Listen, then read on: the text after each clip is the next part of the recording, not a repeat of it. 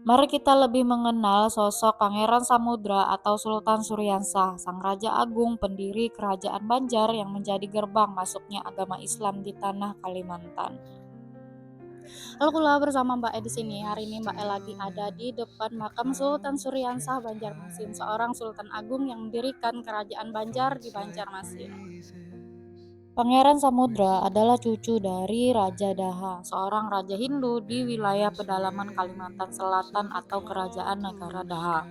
Nama asli Pangeran Samudra tidak banyak disebutkan secara eksplisit, namun dalam sejarah Kesultanan Banjar, ia dikenal luas sebagai pendiri dinasti Islam di Kalimantan Selatan. Ia memiliki garis keturunan bangsawan Dayak Maanyan yang bercampur dengan pengaruh Hindu dari Kerajaan Majapahit.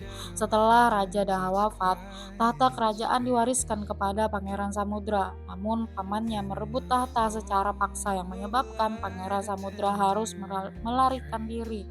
Ia bersama beberapa pengikutnya melarikan diri ke daerah Banjarmasin atau Banjarmasin yang saat itu merupakan kawasan rawa dan belum berkembang. Disinilah Pangeran Samudra bertemu dengan Patimasih yang saat itu menjadi pemimpin daerah Banjarmasin atau Olomasih kemudian membangun basis kekuatan.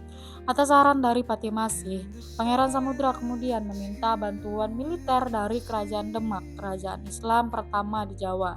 Sebagai syarat bantuan, Pangeran Samudra dan para pengikutnya harus memeluk agama Islam. Ia pun menerima syarat tersebut dan kemudian resmi masuk Islam, lalu mengganti namanya menjadi Sultan Suryansah. Dengan bantuan pasukan dari Demak dan dukungan masyarakat lokal, Pangeran Samudra berhasil merebut kembali kekuasaan dari pamannya. Ia kemudian mendirikan Kesultanan Banjar pada tahun 1526 dan menjadikannya sebagai kerajaan Islam pertama di Kalimantan. Ia kemudian menjadi sultan pertama dengan gelar Sultan Suryansah dan memerintah ibu kota kerajaan yang saat itu berada di sekitar Kuin, Banjarmasin. Sultan Suryansah kemudian membangun masjid pertama di Kalimantan Selatan, yaitu Masjid Sultan Suryansah yang kini masih berdiri di kawasan Kuin, Banjarmasin. Kesultanan Banjar menjadi pusat penyebaran agama Islam di Kalimantan Selatan, gantikan sistem kerajaan Hindu yang lebih tua. Kesultanan ini bertahan hingga awal abad ke-20 sebelum dibubarkan secara resmi oleh pemerintah kolonial Belanda.